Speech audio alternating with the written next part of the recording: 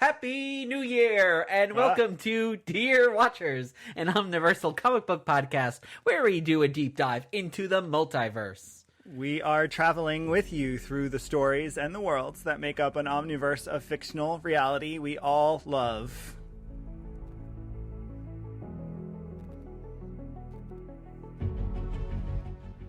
And your watchers on this journey are me, Galloping Guido.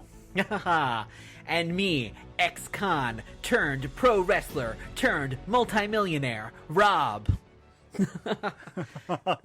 That's a lot hinting at what's happening here today. Mine was the hardest. I was just trying to be alliterative, which I won't spoil why yet, but I was just trying to be alliterative. However, it's very hard with G's, I think. That's true. Well, Galloping, before we get into the present, let's jump into the past, back to 2022, and talk about what's happening in our little section of the multiverse. Well, we last week released our top 10 most listened to episodes of 2022, and we think people should check those out still. If you haven't listened to last week, please go listen. And if you haven't listened to those episodes, go revisit our back catalog. We intentionally structure our episodes the way we do so that they are pretty timeless and you have a lot to gain from them. So go find an episode you haven't heard before from our back catalog. We are on 78, so you have 77 others to choose from, and check it out. And so that is last week and our last year of episodes to share.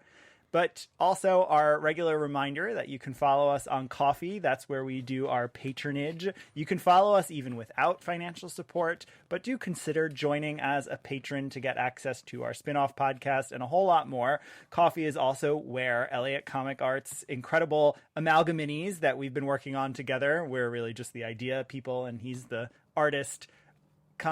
You'll find all the amalgaminis there, and there's so many more to come. Those are so much fun. So please consider following us on Ko-fi, joining us on Ko-fi. Yeah, and speaking of spin-off podcast, didn't we also give people a sneak preview of that podcast last week in our main feed?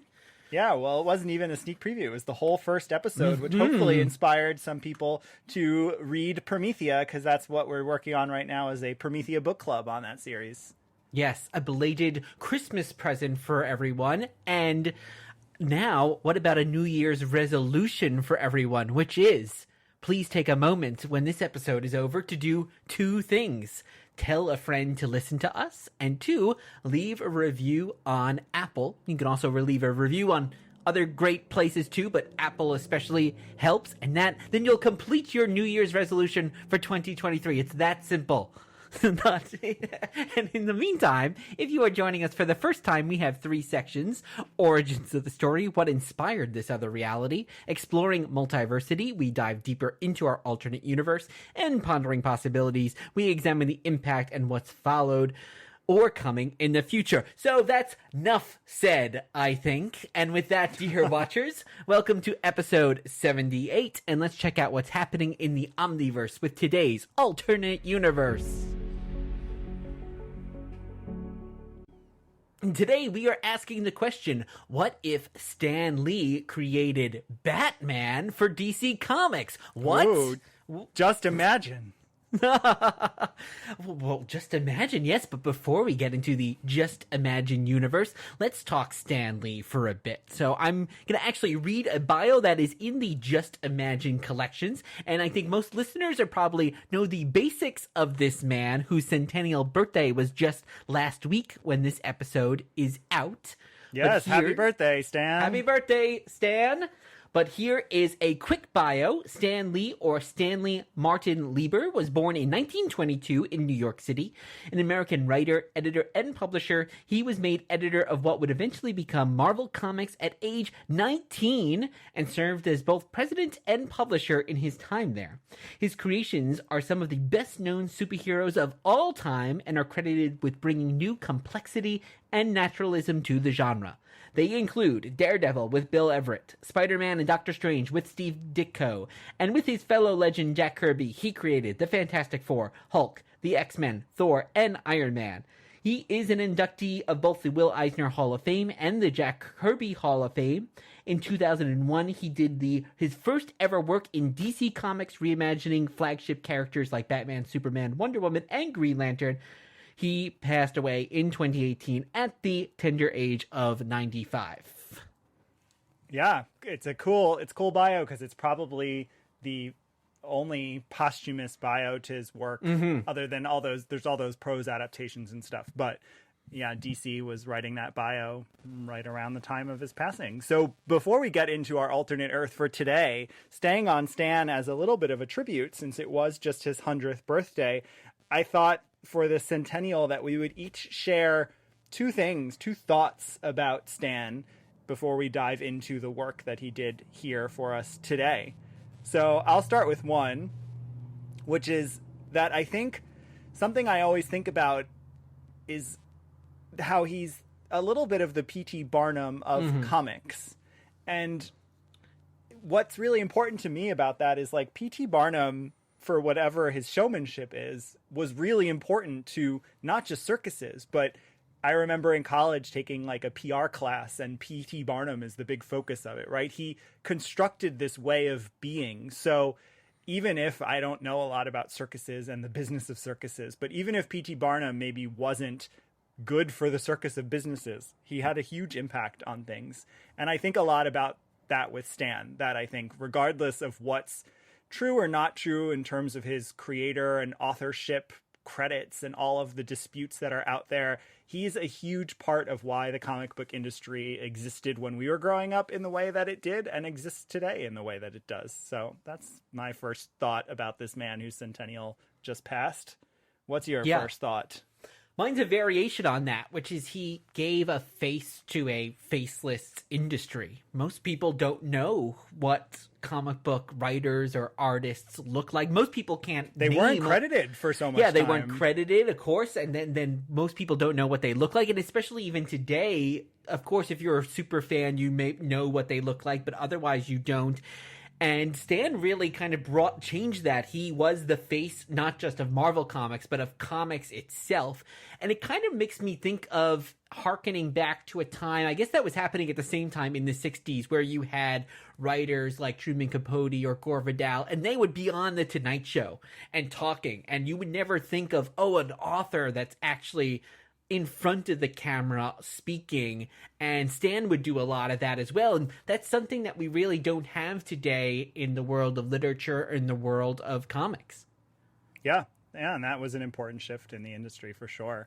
And the second thing I think is a little bit about that sort of human being aspect is when you read stories about people who worked with him, and I read a lot from his co-creator on What We Did Today, you see in those stories that he was really great to work with. And so again, maybe he exploited people, maybe he took advantage of people, maybe he took credit for things he shouldn't have, none of which I'm excusing or finding acceptable, but he was not a toxic person by standards of today. He was not someone who I think today, we turn our back on him. So I think the stories of the people who worked with him are what matter most to me in who he was. And again, today we have some great stories coming out of the creators of these books. And it was clear that he cared so much about this work and got super into it. So I like reading those stories about, and I think they're more important than the biographers, and they're more important than the people who are analyzing his role and all of that stuff. So that's my closing thought on Stan for his centennial. What's yours? Well, also in terms of his humanity, I'm going to focus on his humor. And Stan was a very funny writer. And his lines are funny, especially, I think, The Thing, Ben Grimm, stands out as one of the great kind of comic characters, comedic characters, I should say, in comics. But also, Stan was a really funny prose writer. If you ever read, even here, there's a letter that's at the back of the Just Imagine comics, but also if you read his correspondence to people, especially some of the stuff that came out since he passed away, he was just a very funny, clever writer, and I think he doesn't get the credit for that he should, and all the things that Stan does get the credit for. I think he just doesn't get the credit for sometimes just being just a plain good, funny writer. Yeah, I agree. And he's a little self-effacing, and totally. I think sometimes people lump that into sort of what his shtick was, but they don't think about the impact that voice had in Stan's soapbox, in the comics themselves. Totally. And then, I agree. Even in this closing letter, there's that funny line where he says all the amazing artists he got to work with made him think about he didn't even feel comfortable taking a fee for doing this project. Almost. Yes. He's being funny. And as much as he and Alan Moore probably differed on their approach to comics, that's the thing they have in common, that self-effacing, let me make fun of myself a little bit. Right. I have a lot of ego, but I'm also willing to laugh at myself. Totally. Yes. And that funniness that you sometimes, especially with Alan, you don't always think that is going to be there, but is actually there, especially in their kind of just prose writing. Yeah. So happy 100th birthday, Stan. We are covering this alternate universe for the first time as a little bit of a tribute to him, because this is Earth 6 in DC, the Just Imagine Earth, which, again, we've never covered before. It's an alternate universe for DC. It still is canonically in the multiverse. More on that later. And before we get into the issue, and I'll add some more context to the alternate Earth, I wanted to give some backstory on the project of Just Imagine Stan Lee creating fill in the character. So prior to this project, which is from 2001 to 2002, there are 13 books that come out under this project. One is a Secret Files and Origins, so it's really 12 stories that make up the larger world that he's constructed. They come out over a year in prestige square-bound trade paperback style books. They're still being reprinted. There's an omnibus, though it's out of print. There are trade paperback collections, and they're available digitally. So unlike some of the company crossover stuff, since this doesn't have IP shared, it is very accessible. And so the way this came about, and some prehistory, well, in 1989 is the only other time Stan did anything officially with DC other than the Marvel DC stuff. He wrote a paragraph tribute for a 600th anniversary issue of Batman. And that might tie into the origin of this book, because this book really came about because of Michael Uslan, who talked to Bob Kane and Stan Lee at the Batman premiere. Before I get into that story, Rob, since you're the movie person, tell us about Michael Uslan, who is really important in Batman's world. Super important. Michael Uslan, a Jersey boy like you and me, and by 1969 he had over 30,000 comics, so even more than you, Guido, I hate to say. I'm working on it. I know, but his collection also included a second issue of Batman and the first issue of Superman, so pretty good collection there. Yeah. He got his law degree, but comics really remained his passion, and he created a course on comic books at the University of Indiana, which was really the first of its kind. He also wrote a little bit for DC Comics in 1975, a Shadow. He wrote a Shadow and, weirdly, a Beowulf comic. Very bizarre. And then the big thing was that he acquired the rights for the film rights to Batman in 1979 with Benjamin Melniker, and they developed the 1989 movie specifically to kind of make it a darker version of Batman than what we kind of had grown to know Batman as, which was the 1960s Adam West kind of campy version. And Michael and Melniker remained EPs on all Batman-related films, including any crossover. So the Lego movie, Scooby-Doo, their names are on all of those things. And they did that until Melniker died in 2018 at the age of 104. So, wow. And even after his business partner passed away, Uslan continues to be the EP on all Batman movies, including the new Matt Reeves film. And separate from Batman, he has also helped produce the Spirit film, the Constantine film, the Swamp Thing film and animated series, and weirdly, the American Treasure film. That's the outlier. The National Treasure. Yes, that's I think the outlier there. But then, Guido, you're going to tell us a little bit about how Michael then kind of crossed paths with Stan. Yeah, there's some cool stories, and a lot of these actually come from the Tomorrow's Stanley Universe publication from 20 years ago or so. They did a deep interview with Michael Uslan, and there's one cool anecdote is he had actually met him on a tour. Flo Steinberg introduced them when Michael Uslan was in 7th grade. He toured the building. He actually came into New York looking for the Baxter Building, only to discover that the Baxter Building didn't exist. He knew the Fantastic Four weren't real, but he thought the Baxter Building was that's good real. at least. But he then actually encountered Stan again. This is a real quick side story because he taught the first credit-bearing college course about comic books in 1971. Michael did. And to get a lot of press, and this is a very Stan thing to do, actually, a P.T. Barnum thing to do, Michael Uslan would call the local news and pretend to be a citizen complaining that the college was teaching comic book courses. And this drew the news's attention. So his course ended up on the news. Stan saw it and called Michael Uslan out of the blue and said to him that what he was doing for the industry was a huge help to everyone. If there was anything Stan could do to help him, let him know. And from then on, he started sending him comics for his course. He sent him speakers. Jerry Conway and Steve Englehart went to lecture in the class. So they started a relationship then. And then it's at the Batman premiere in 1989 that Bob Kane and Stan Lee, who were friends for many years, had been at a table with Michael Uslan having dinner, and they're joking back and forth and sort of ribbing each other, and they're saying like, oh, could you imagine if, and Stan's saying, could you imagine if I created Batman? And apparently Bob Kane is saying, could you imagine if I created Spider-Man? And Bob Kane should have said, could you imagine if I created Batman? Right. Could you imagine if Bill Finger created Spider-Man?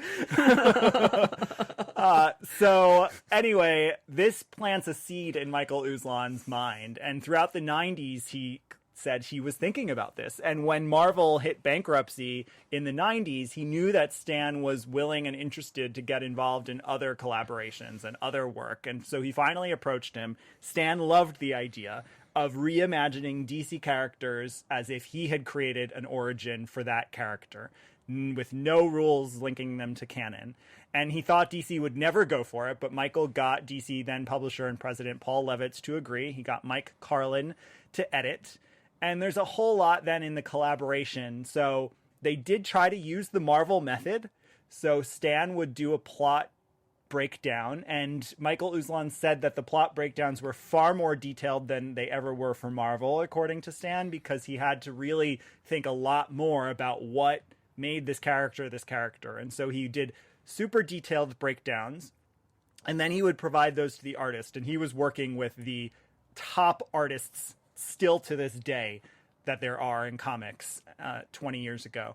And so the collaboration then would be influenced by the artist. Some artists really stuck to the plot breakdown and then turned the art back into Stan, and Stan would fill in the dialogue, the Marvel method.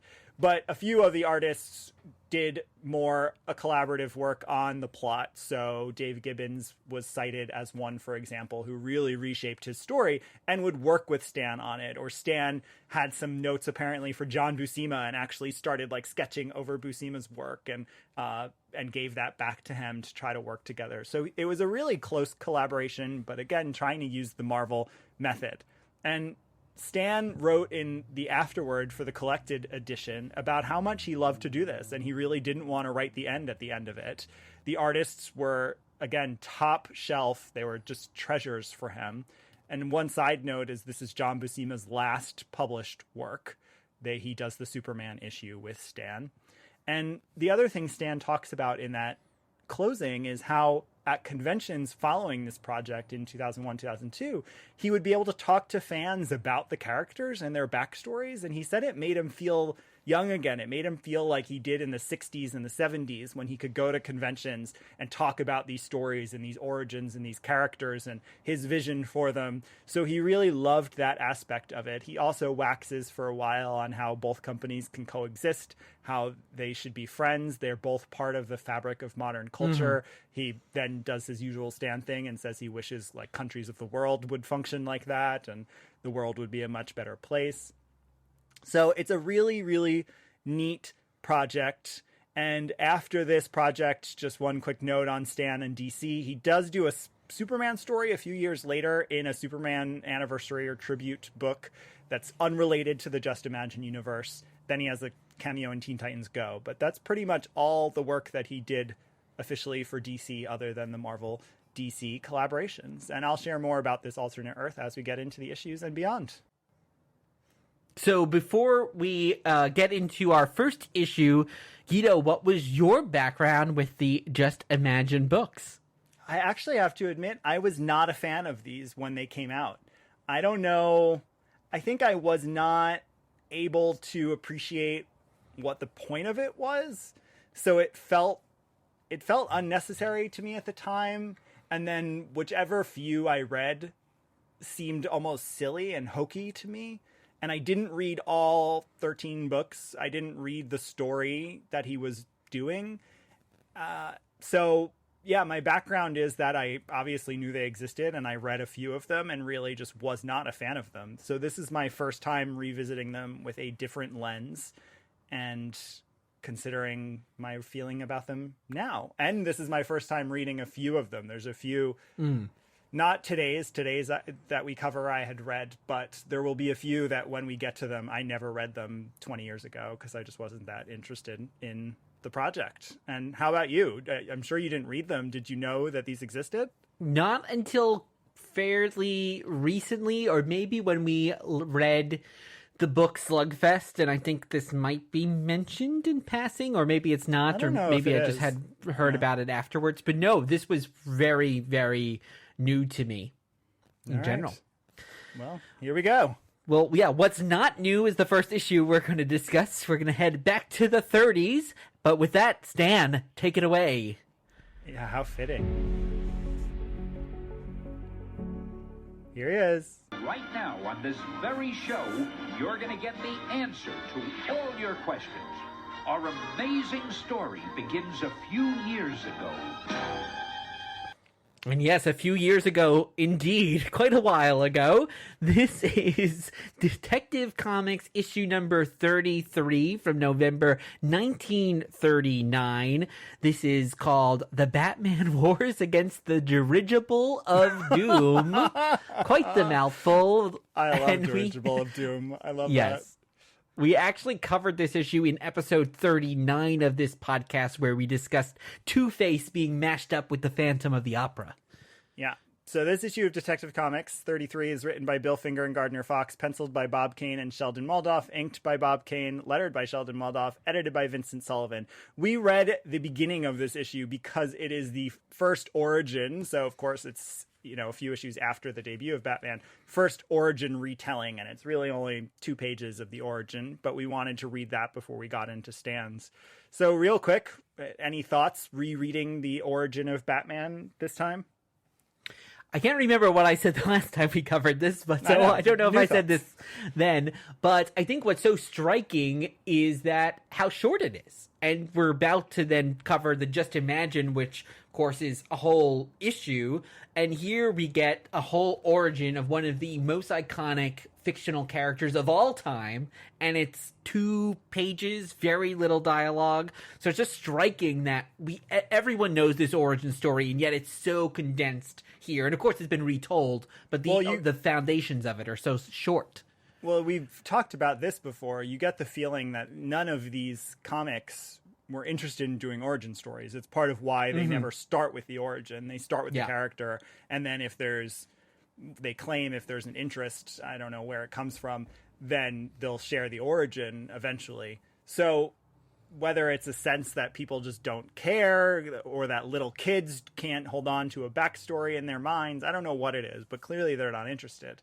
However, what that speaks to, I think, then is almost how iconic this is. I mean, I don't know in 1939 and pre-1939 what other stories were out there that this could have been pulling from. I'm sure it's not the most unique, groundbreaking thing. But like you said, it's 2 pages, and every single panel, so many people on this earth could recognize what's happening in there. You have the parents, you have the crime in the criminal in the alley, you have the gunshots, you have rather grotesquely the dead parents lying there and Bruce is looking at them. Like, it doesn't shy away from that. And then you have the fact that he has a lot of money, spends time becoming really smart, becoming really strong, has technology, and wants to stop crime in his city and protect his city. So the core is all there on those, 16 panels or whatever it is.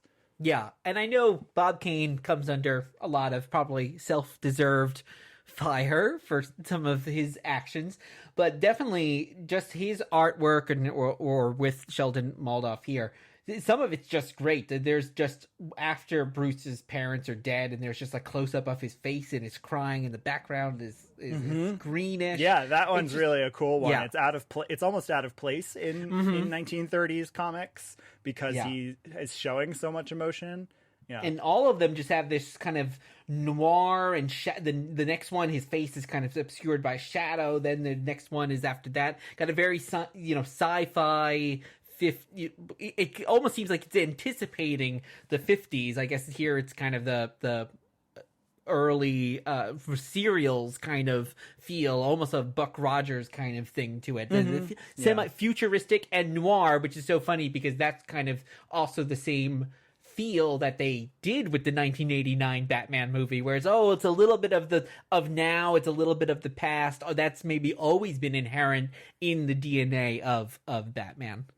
Yeah, and cool stuff like the bat flying in, why he gets his name. I mean, it just keeps it really simple and clean and interesting.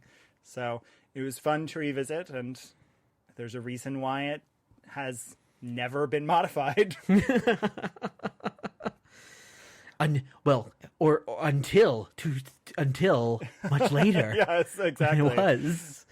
So, yes, let us explore some multiversity.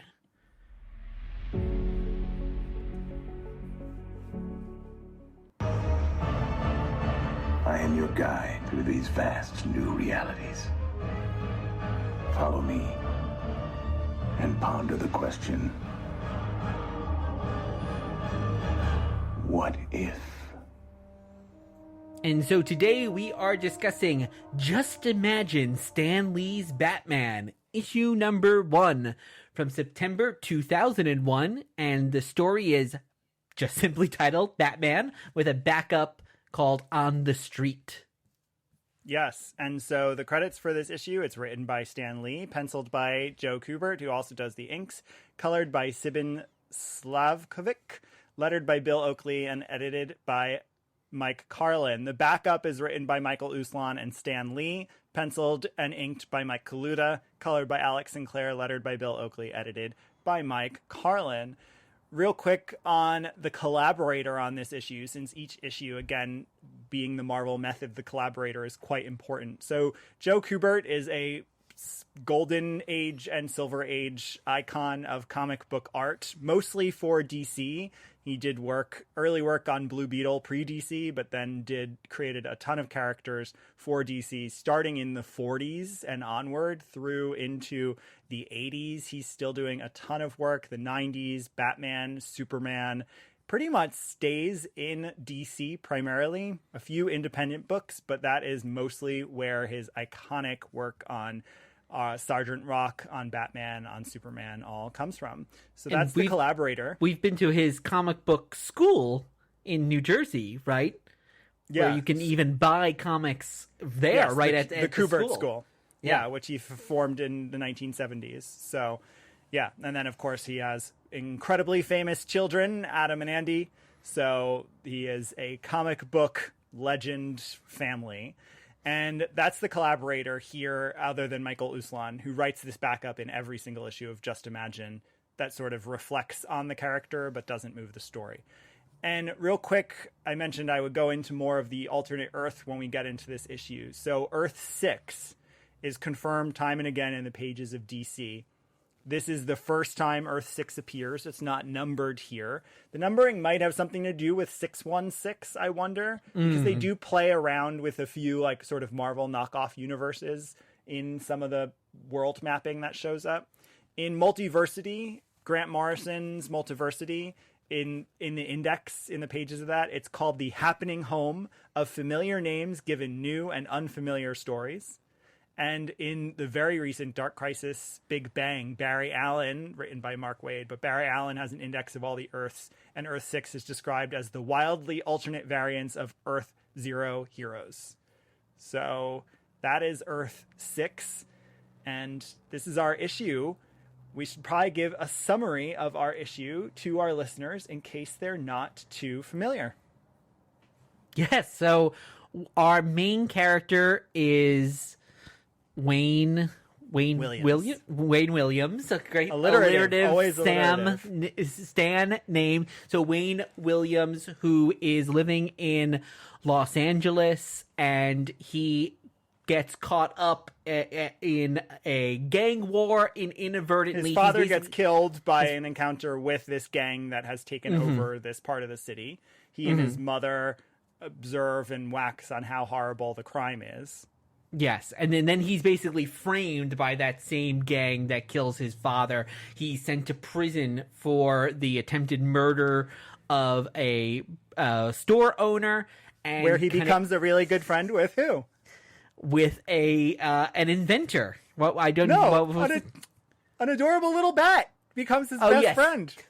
That's true. He makes two friends, an elderly and a human inventor, and a little bat that becomes his friend in the But most importantly, prison. to the origin, is he becomes best friends with this bat in the prison, and that's what inspires him when he gets out and wants to end all crime and stop the criminal gang. He goes to the inventor and says, "Give me everything this bat has." So he gets a costume that helps him sort of glide, fly. He gets, night vision glasses, super hearing things. And then, of course, he made his body strong by working out in the prison all the time. Well, and then that's kind of what I mentioned or joked about a little bit in our intro. He becomes like super buff in prison, and then becomes the Batman is a wrestler. And in this very cool Batman outfit that I'm sure we'll talk more about, he becomes this wrestler and also becomes like a multimillionaire from that. Gets this adventure to kind of be the front almost to run this, and then of course he winds up taking on the gangster that helped kind of put him away to begin with. Yeah, confronts him and kills him, and kills him. Yeah, that's pretty much it. So, what do you think of this reinvention of Batman by Stan with a completely different character? He's black, so different race, totally different origin. I kept waiting. His mother dies of a broken heart because he's in prison, but that's it. She's not killed by criminals. Yeah. So anyway, what do you think? And first impressions? I really like this a lot. It's fun because it takes kind of just just a little bit of seeds of Batman. Of course, he's dressed like a bat and all that, but as you said, so much of the rest of the story is different. It really does feel like a completely new character, and I thought it was a really kind of fun read, and it gets us into some kind of darker places, and I guess kind of going back to the Stan Lee thing of bringing realism in some form or another into comic book storytelling. The fact that he actually kills the person at the end of the story, and then the fact that that guy's gangster mall kind of one is like, oh no, she actually rejects Batman because he actually killed someone. So it actually is interesting. It's not as black and white as I kind of thought a Stan Lee it has story moral in conflict. 2001 would be.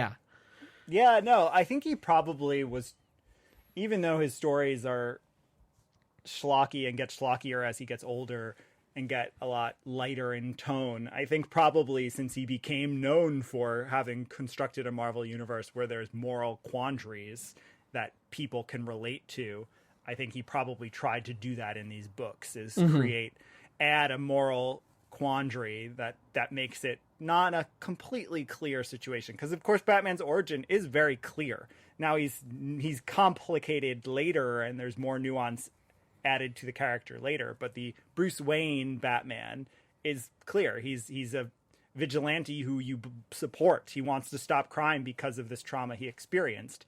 Here it's a little more complicated because, as you said, he ends up making all of his money off being a pro wrestler, which I couldn't help but think about Spider-Man, of course. Of course, definitely. There's elements of the Spider-Man origin in here because Spider-Man chooses to do that and then stops because of Uncle Ben's death. So this is it's cool to see Stan play with that idea. Like, okay, well, what if him becoming a pro wrestler actually helps his heroism and doesn't create harm to someone? So it is fun just how different it is. It's not unlike, I think, an Elseworlds and certainly a What If.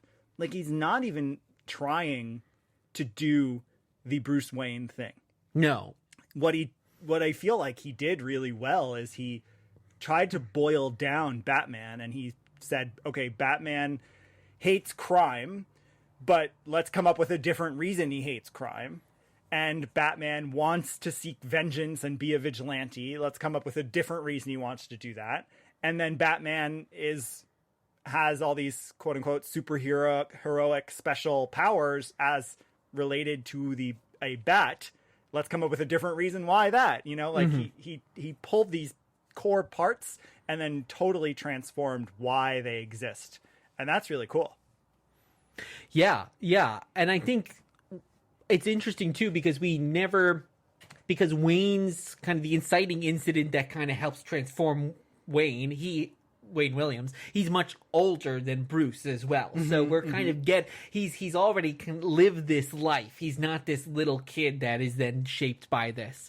So we're getting a very different story from that as well. And of course, him not being born a millionaire or billionaire, we're not also getting this entitled rich guy who's then trying to also put his will onto the city. We're getting someone who has kind of worked his way up into this and even though he becomes the millionaire, he's like, oh no, I don't want that to be the face. I want you, the white guy inventor, to actually kind of be the face of this house, and I'm gonna kind of be more in the shadows, which actually makes a lot more sense when you think about kind of keeping a secret identity secret.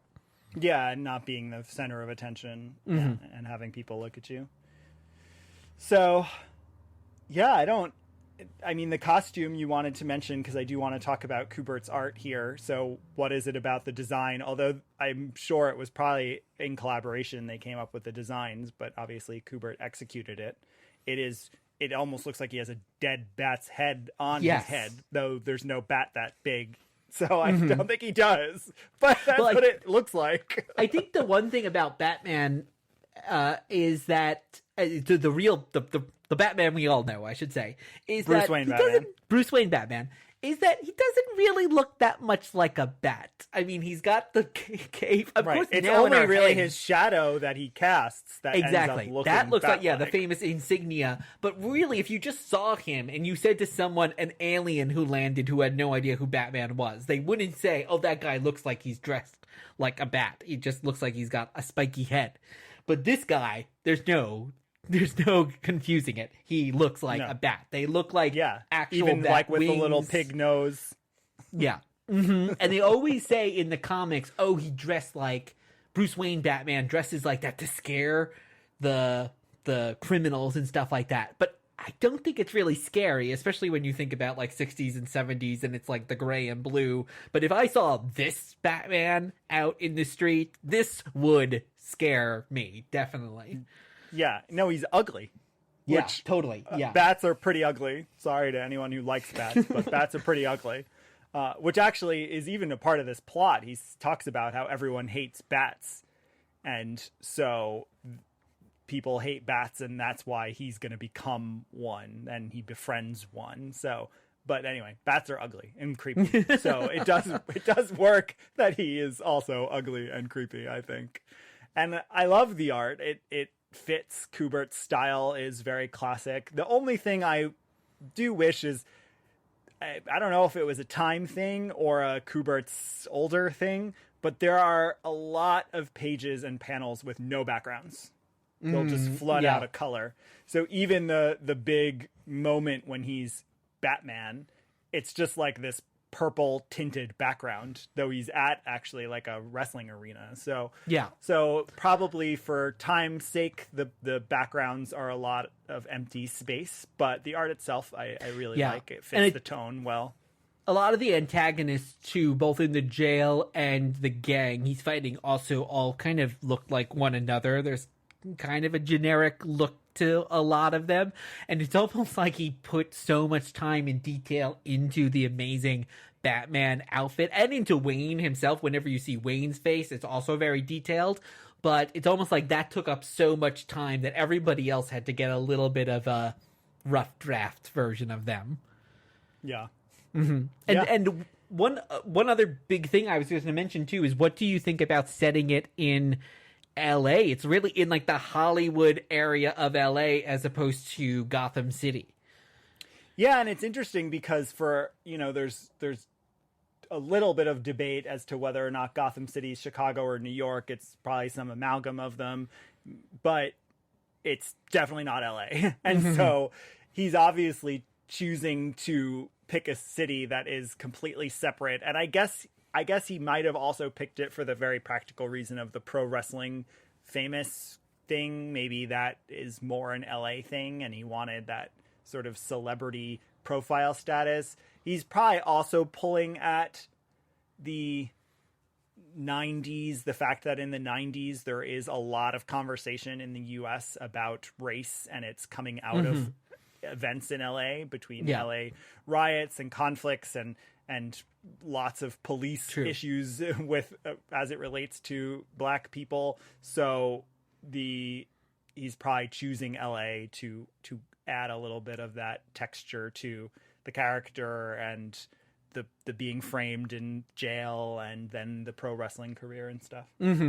I was also thinking, I think that's definitely true in terms of the racial aspects. I was also thinking it's interesting because Los Angeles, in my not living there, in my mind, you always think of Los Angeles as sunny, as bright, and of course here's a character that's a bat, and at night, and we live in New York City. New York City's always kind of a little, even on a sunny day, is kind of dark because of the big skyscrapers and everything. So here it almost taps into maybe that noir aspect of LA, that David Lynch kind of LA, where his mansion is up here. It's not like the big kind of Connecticut, upstate New York mansion that we kind of think of for the Wayne Manor. Here it's like up on the cliffs. Winding, it's modern very house. Got that kind of Alfred Hitchcock, like North by Northwest kind of feel to it. So it's definitely playing a little bit also into that version of Los Angeles, that kind of dark night version.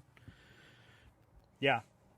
So it was very cool to meet Wayne Williams. Before we leave this, and we will talk a lot more about Wayne, but this also introduces the character of Reverend Dominic Dark. And just real quick, I'll say, we're not going to spend time on him, but he is the only recurring character in the Just Imagine universe because he becomes the ultimate villain that the JLA, which all of these characters are on the JLA, so you see them again, but that they ultimately fight in his crisis issue, Stan Lee's crisis issue, which is the final issue of the series that he does for Just Imagine. So we get introduced to him in the background, but he's not the key villain to the Batman origin story. So let's move on, because I'll share more about how this Earth has been revisited in our next segment.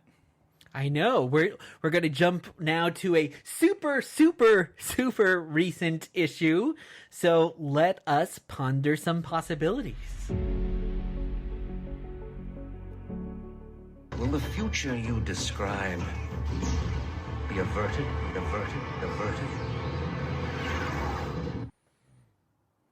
So, Guido, what are we going to be talking about for Pondering Possibilities? So there are a few appearances of Earth-6, and I'll describe them all now. There's a brief one in Infinite Frontier. There's the cataloging of the Earth in Multiversity. And then there is the cataloging of the Earth in Dark Crisis Big Bang. So these are the two major multiversal crisis events, both within the last 10 years. So there is not a lot of revisiting of this Earth or these characters. So, but just last week when we were recording this, a special issue came out that formally revisits Earth-6, that tells updated sequel stories, if you will, for each of the main characters that Stan created. And they did it, DC did it as a tribute for Stan's birthday, for his 100th centennial birthday. Oddly, Marvel actually released nothing for Stan's centennial birthday. However, this issue came out. So tell us what the issue is.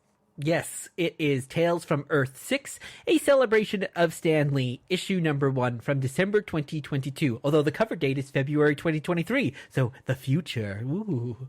And so what's really cool, we looked at the one story, which is called Choked, Batman's story in this, written by Michael Uslan, penciled and inked by Lee Weeks, colored by Patricia Mulvihill, lettered by Clayton Cowles, edited by Andrew Marino. So in this story, it's a short story in this anthology, we get introduced to the Choker. And it's a very cool origin in which the Choker is someone who's trying to rob a woman and kill her in an alley. He does that by choking her. He uses the word choke as if joke. He says to Batman, "What's the matter? You can't take a choke." So Batman goes to try to stop him and encounters Commissioner Hal Jordan and also a very excited police officer who is Corrigan, the Spectre. He's the Spectre in the universe we know. And Spectre ends up shooting just willy-nilly, a little over-eager, but they end up getting the Choker, and Batman makes a deal with Commissioner Hal Jordan, that they'll work together. And it closes with a fun joke where Hal Jordan says, "Let's set up a signal so I can reach you." And Batman says, "Don't call me Commissioner, I'll call you." So it's a really fun look at the continued activities of Wayne Williams' Batman Earth 6. What did you think? Yeah, I thought it's super fun, and just, I don't know, there's something about the name of the Choker. I know it's obviously a play on the Joker, but there's something about that name and just someone who's going around like choking and strangling people. I don't know, it gives it a sense of reality amongst the superhero-ness of it all, and I just thought that had a real effective creepiness to it. What's really cool too, and I don't know if this was Michael Uslan or Lee Weeks. Obviously, Michael Uslan came up with the character. First of all, he looks like the Joker, right? He has green hair, whitish skin, and a purple jacket. But what's cool about the Choker is not just the fact that it rhymes with Joker, and that it even more than rhymes with, I don't remember what the word is for words that do that, but like it doesn't just rhyme, right? Joker, Choker, they sound alike. But on top of that, he's like smiling and laughing when he's choking people. Yes. And when he's choking them, their like face is aghast, almost like a smile. Yes, that's true. So Lee Weeks and Michael Uslan constructed this character that is the Joker, but not. And it's very cool that they were able to do that with all the darkness intact. Like the Joker is, post Silver Age, is a pretty dark, demented character. So making him the Choker, or this other dark, demented character, it's a cool thing. It's a very cool thing. One of the comics I read the most growing up was the comic book adaptation of the Batman 89 film. Yes, I just cataloged the very beat up version of it. That's because I read it all the time. It's so beat up. But I think Lee Weeks' art specifically, the Choker here specifically looks like the young Jack Napier as depicted in that. They look very similar. And I would imagine that, again, Michael Uslan basically helped create that movie. So I was sure that's all kind of a reference, again, back to kind of the 89 Batman version there, bringing it full circle for his career. Yeah. So I do want to talk about the legacy of this story, but real quick, now that we have this follow-up, Tales from Earth 6, like, do you want more Wayne Williams? Do you want more of this story? Yes, yeah. I really would like to kind of explore more of this character in this kind of alternate universe. Like you said, I think it's refreshing that it's not an Elseworld where, okay, it's the same character, but something has changed. No, this is a whole new character. And I would love to kind of spend more time in this world, in this kind of LA this Gotham City as Los Angeles, and exploring this character and seeing more about his supporting cast who we haven't really gotten to meet, which is such a big part of also Batman as well. So I definitely would love to read more. Well, that's what's fun about this Michael Uslan Lee Weeks. I think prior to actually this new story, I would have said, like, sure, I'm willing to read more, but I wouldn't have been so into it. But it's really Michael Uslan's and Lee Weeks' story in this anthology that makes me like, oh, this is cool. I want this world. I want to see his relationship to Commissioner Hal Jordan. I want to see what happens to the Choker. I want to see who his other villains that he's coming up against, you know, what's the Arkham Asylum in this universe? Like how do you do all of that storytelling in a completely transformed universe? So I totally agree. Based on this story, I want more. So thinking about what we learned on this trip through the multiverse, I do want to point out that the first Black Batman happened post Future State and is happening right now, which is Jace Fox, Tim Jace Fox, the son of Lucius Fox, in Future State becomes Batman, and then post Future State takes the mantle and coexists with Bruce Wayne Batman in the same way that all of the characters now have these legacy versions coexisting. And his origin as Batman involves the police. It involves being wrongfully accused of starting a riot. And then he actually moves to New York, so that's how he still is Batman in the awesome ongoing title, I Am Batman, that I highly recommend people read. And so I'm hard-pressed to imagine that's not it being inspired by Stan's creation here. It's really, even though it's 20 years later, it's hard for me to imagine. I mean, first of all, as far as I know, they're the only two Black Batmen, but then to also tell the origin of this person becoming Batman and having it involve police and wrongful accusations, being framed, and then placing him in a different city. And so you can explore his relationship to police in that city and what that means. It feels like it must be inspired. He doesn't have the hideous, ugly bat costume, but but yeah. Do you think it was also inspired? Yeah, it certainly sounds that way. Why do you think they created this new character instead of going back to Wayne? Oh, like bringing Wayne Williams. Yeah, if they wanted to Earth tell Zero? kind of that version of the story using, as you said, their backstory is so similar, so why create a new character when you already had a pre-existing character? Yeah, I don't know. Maybe, the multiverse in DC right now is super permeable, but it still is a multiverse. So other Earths do still exist. Some don't exist. Some are destroyed, etc. But maybe they wanted to sort of protect the integrity of Earth 6 so that they could possibly revisit it or retell stories in it and not have it affect things. Maybe also, while Jace Fox was created by Len Wein in the 70s, they were able to have a Black writer take Jace Fox and turn him into the new Batman. So that's John Ridley, who is writing I Am Batman and telling those stories. So perhaps they didn't want to go down the path of Kubert and Stan being two white older men who were creating the Wayne Williams character. True. I have no idea. I mean, I'm only speculating, but yeah, I think there could be reasons to keep this Earth intact. Yeah, and hopefully it would be nice too if we're able to still have our Wayne Williams and maybe have Michael Uslan also pass the baton to a Black writer as well, and have both of these characters coexist, because as you said, it is a multiverse, which this show is all about. So they should both be able to exist. Potentially Jace Fox could meet Wayne Williams. Oh, right? totally. Then there's a story to be told Yeah. about the multiversal Batmans meeting each other. And how many times do we have two white superheroes meeting, but two superheroes that are not white meeting is still a big rarity. So that there's probably a story in there and talking even about their shared origins. Yeah, and Bruce can show up and also be there. So you get all the Batmen together, and there are plenty of Batwomen too, to include that. But All of the Bat people. yes. So yeah, but it is really cool to just think that Stan's commitment to inclusion, which I just think is always apparent, but was particularly apparent in the Just Imagine series, and I think we'll get a little bit into that again in our next episode next week. But his commitment to inclusion sort of foresaw what they would ultimately finally do. And 2001 was too late for it, and 2020 is certainly too late for the fact that DC took that long. But it's still important that they're doing it now, and great that they're doing it now. So, any concluding thoughts?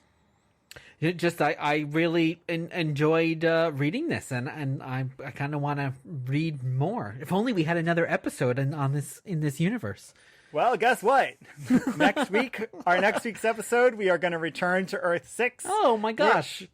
And we will be covering another of the Just Imagines, and then we'll break it up. We'll go back into other issues, and we'll just pull Earth 6 in down the road. But we did want to do 2 back-to-back to really get a sense of this world and celebrate Stan's centennial. So tune in next week when we will be back on Earth 6. And for now, that's a wrap. Dear Watchers, thank you for listening. I have been Guido. And I have been Rob. The reading list is in the show notes, and you can follow us on all social media at Dear Watchers. Leave a review wherever you listen. It really does help, and please spread the word. We'll be back with you soon for another trip through the multiverse. And in the meantime, in the words of Uatu, Excelsior!